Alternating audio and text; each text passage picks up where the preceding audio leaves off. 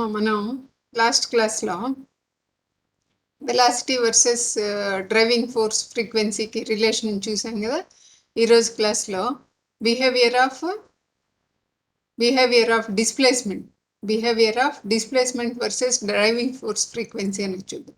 మనకి displacement equation చూసాం కదమ్మా. Displacement is equal to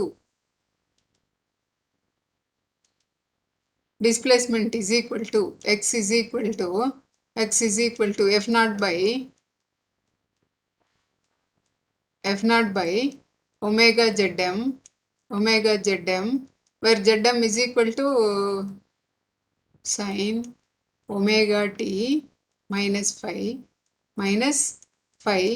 where omega zm is equal to square root of r square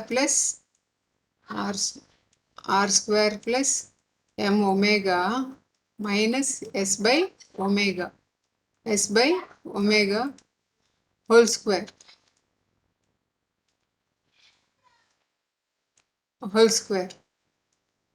is equal to ఇది మనకి zm.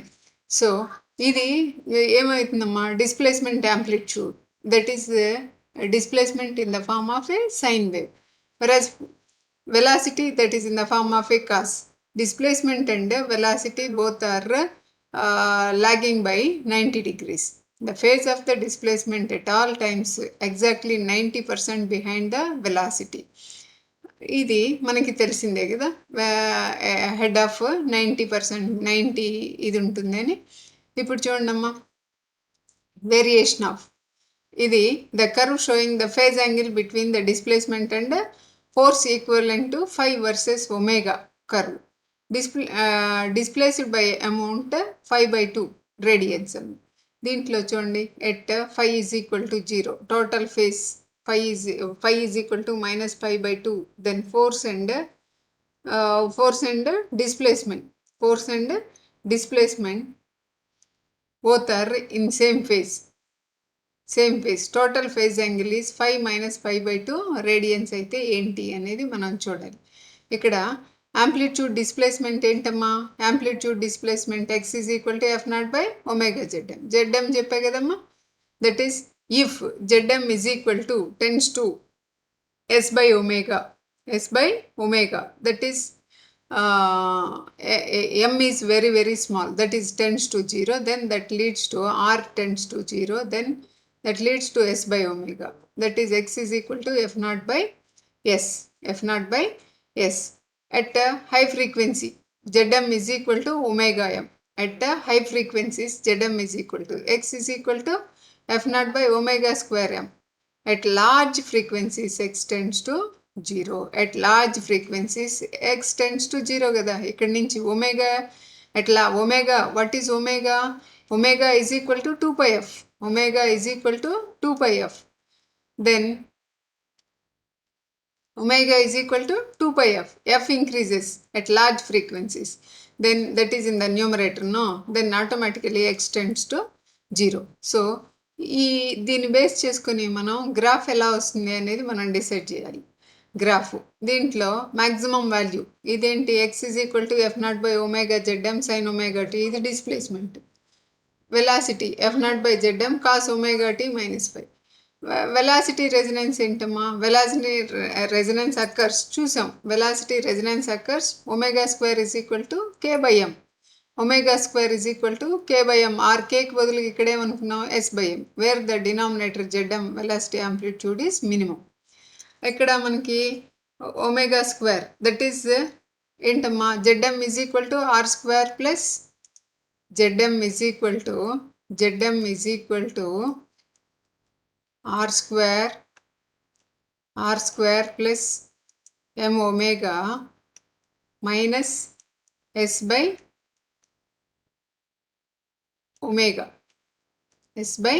omega square. ఇది కదా zm minimum అంటే ఇది 0 అవ్వాలి, that is m omega minus s by omega is equal to 0 అవ్వాలి. 0 అంటే ఏమవుతుంది చూడండి, ఇది m omega is equal to s by omega. Omega square is equal to omega square is equal to S by M. Then that frequency is called as resonant frequency. The displacement resonance will occur when the denominator, ఇది కదమ్మా మనకి ఈ denominator omega ZM of the displacement amplitude is minimum. ఆ minimum రావాలంటే ఏం చేయాలి అనేది D by minima calculate చేసేటప్పుడు ఏం చేయాలేమో మనం మినిమాకి ఫార్ములా ఏంటి D by DW is equal to 0. ఇది మనం డిఫరెన్సేషన్ని 0 చేస్తాం. మనకి చూడండి అమ్మా యాంప్లిట్యూడ్ని మ్యాక్సిమం ఇది కదా మ్యాక్సిమం డిఫరెన్సేషన్ చేస్తున్నాం. ఆ డిఫరెన్సేషన్లో D by D omega ZM తెలుసు కదమ్మా R² plus M omega minus S by omega whole whole power 1/2. దీన్ని యూవి రూల్ వేస్తాం. UV rule differentiation first function into differentiation of second function అలా వేసుకుంటూ వెళ్ళిపోతే ఏమొస్తుంది మనకి ఇది చూడండి D by D omega is equal to 0.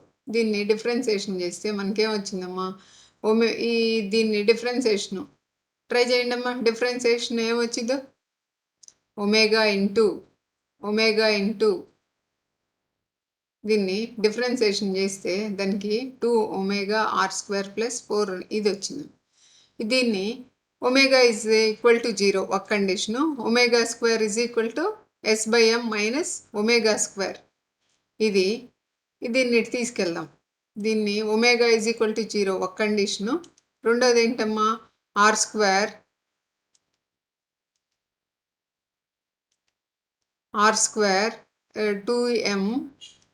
2m omega square m minus yes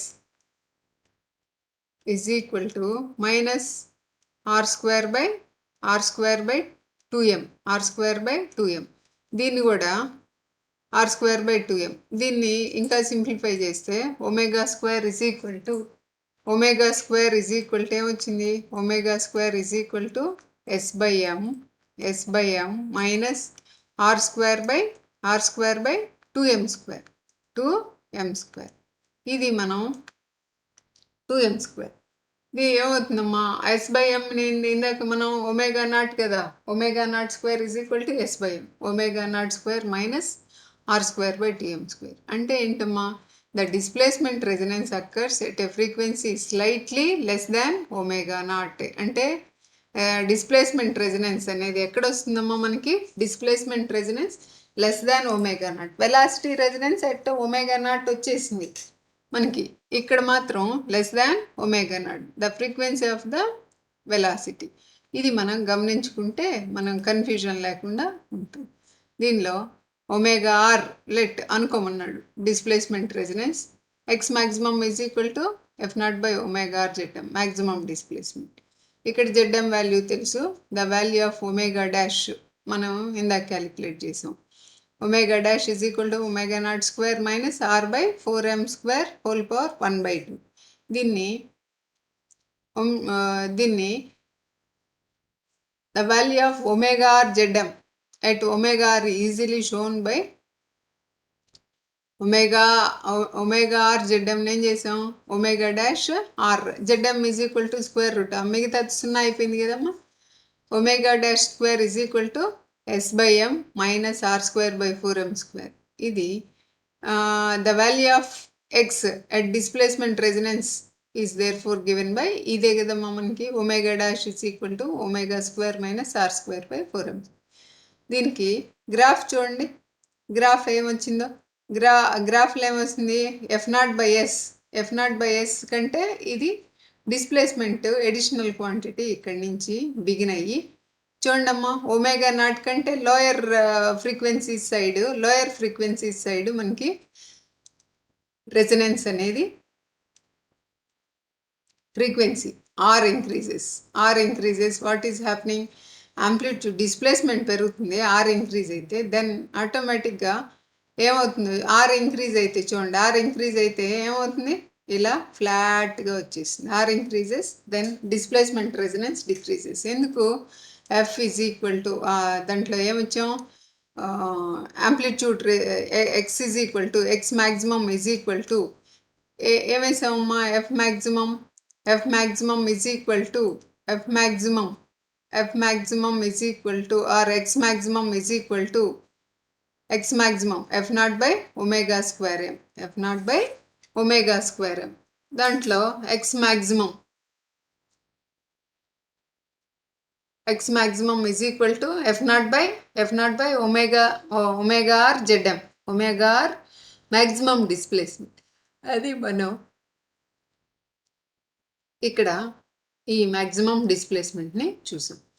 ఇది తర్వాత ఏంటమ్మా, మనం మ్యాక్సిమం పవర్ చూడాలి. Power supplied to oscillator by driving force ఏంటమ్మా, మనకి power is equal to work done by time. Driving force ఏం చేసింది, displays చేసింది. That force into displacement gives amount of work done. By time gives force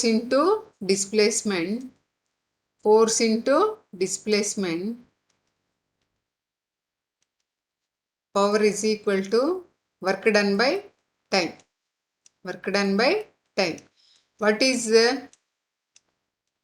work done? P is equal to work done is equal to force into displacement by time. That is equal to displacement by time is velocity. So instantaneous power ఇచ్చేయడమా, driving force into D by T ఏంటమ్మా, velocity. So instantaneous driving force into instantaneous velocity, that is equal to force మనకి తెలుసుగా F nought cos omega T, velocity F nought by ZM cos omega T minus pi. ఇదేమైంది, F nought square power is equal to F nought square by ZM cos omega T minus pi. దీన్ని మనం cos omega T minus 5ని చూడండి, total average power is equal to total work done per oscillation divided by oscillation period. ఇది మనం calculate చేసేటప్పుడు, average power calculate చేసేటప్పుడు, that is in the form of a wave కాబట్టి మనం ఇలా average పవర్ని ఎలా calculate over the entire period, positive cycle negative cycle అన్నీ over the entire period calculate చేస్తాం. That is equal to total work per oscillation F nought square by ZM into T ఇటు వచ్చేసింది. Integral 0 to T cos omega T. దీనిలో మనం దీనికి cos omega టీకి formula ఏంటమ్మా, cos A cos B plus sine A sine B. ఇదే కదా వేసింది. కాస్ ఒమేగా టీని ముందుతో multiply, cos square omega T cos 5. ఇది ఇక్కడ మనం ఇంటిగ్రేట్ చేసేటప్పుడు cos omega T sine omega T ఉన్న టర్మ్స్ ఏమవుతాయమ్మా, 0 అయిపోతాయి. Then this is the equation. Then since omega T 0 అవుతుంది కాబట్టి integral 0 to cos square omega tea, మనం టీతోనే విత్ రెస్పెక్ట్ టు ఎందుకు వేస్తున్నాం చెప్పండి. కాస్ స్క్వేర్ ఒమేగా టీని ఎలా రాయొచ్చు, కాస్ స్క్వేర్ ఒమేగా టీని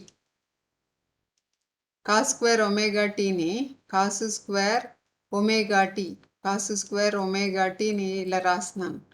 1 plus cos 2 omega t by 2, cos 2 omega t by 2 ఉంది కదమ్మా.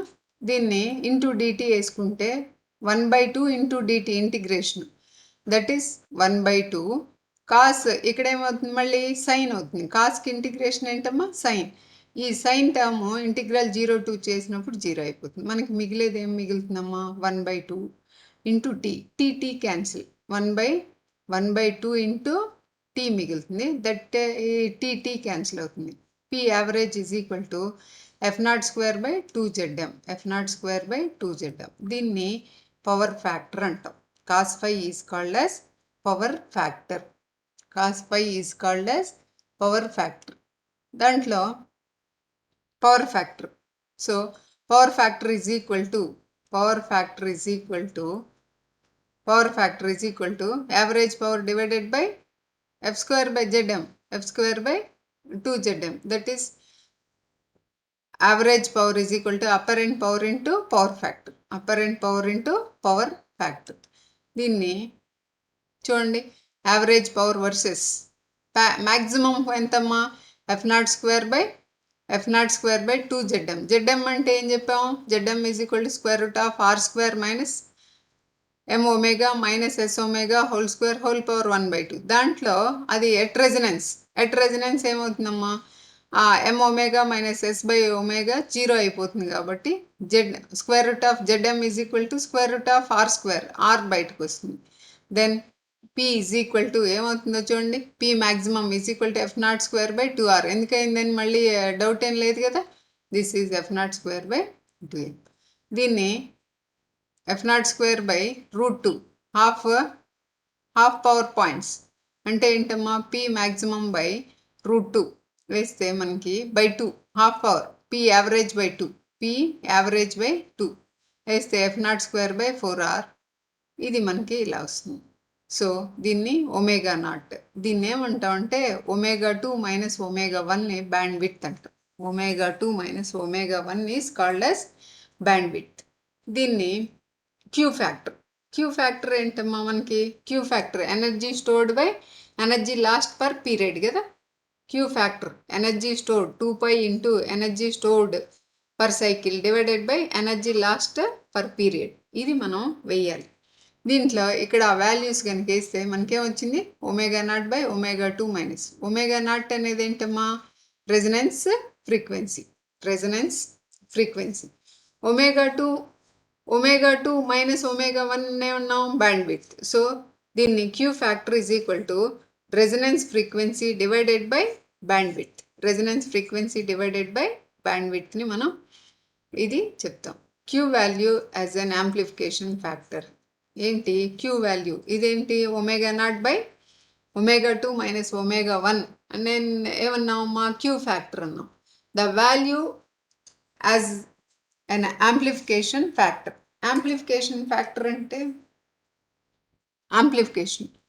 అంటే ఇన్పుట్ మనం తక్కువ ఇస్తే అవుట్పుట్ ఎక్కువ వస్తే దాన్ని output power by input power gives amplification factor. That is A maximum is equal to the value of displacement at resonance is given by F0 by omega r. Z కదా మనం తీసుకుంది, Z at resonance, Z is equal to r and omega dash is equal to s by m minus r square by 4m square.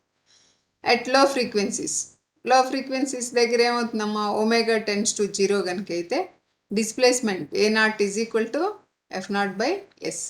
So that A maximum by A0 square is equal to, దీన్ని రెండింటిని differentiation చేసాం. A maximum by A0 ఏంటమ్మా, F0 by S. A maximum ఇది ఉంది కదా, రెండింటిని club చేస్తే మనకి ఏమొచ్చిందమ్మా, Q square by 1 minus 1 by 4Q square, where Q is equal to omega m by r. ఇప్పుడు చెప్పాం కదా, energy stored Q is equal to 2π into energy stored by energy lost per period. అంటే ఏంటి, ఇక్కడ మనకి resistance కదా, Z అనేది resistance కదమ్మా. ఆ రెసిస్టెన్స్ Q వాల్యూని ఎనర్జీ లాస్ పర్ పీరియడ్ అనేది డ్యూ టు రెసిస్టెన్స్ కాబట్టి Q is equal to omega r అనేది వచ్చింది. At large values of Q, A maximum by A0 is nearly equal to Q. The displacement at low frequencies is amplified by a factor of Q at displacement resonance. So amplitude A maximum is equal to A0 into Q, displacement resonance. A maximum ఎలా వస్తుందమ్మా, A maximum displacement at low frequencies is amplified by Q factor at displacement resonance.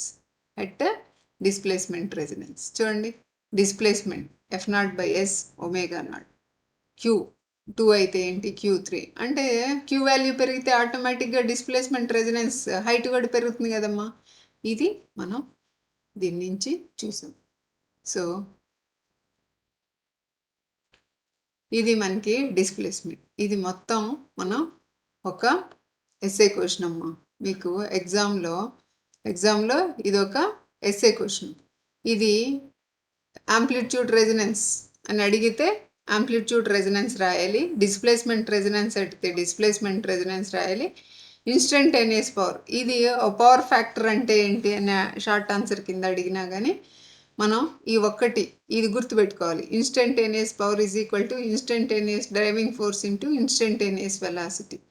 ఇదేసి దీని calculation వేసి దాంట్లో P average is equal to F0² / 2Zm. ఈ derivation అంతా వేసి cos phi is called as power factor అని రాసి మనం ఇచ్చేస్తే మనకి ఇది పవర్ ఒక షార్ట్ ఆన్సర్ కింద వస్తుంది. ఎక్కడి దాకా రాయమని అడిగితే అక్కడి దాకే మనం దాన్ని ఇంత పెద్ద క్వశ్చన్ మేము 20 మినిట్స్లో ఎలా రాయాలి అనే క్వశ్చన్ మీకు అరైజ్ అవ్వదు.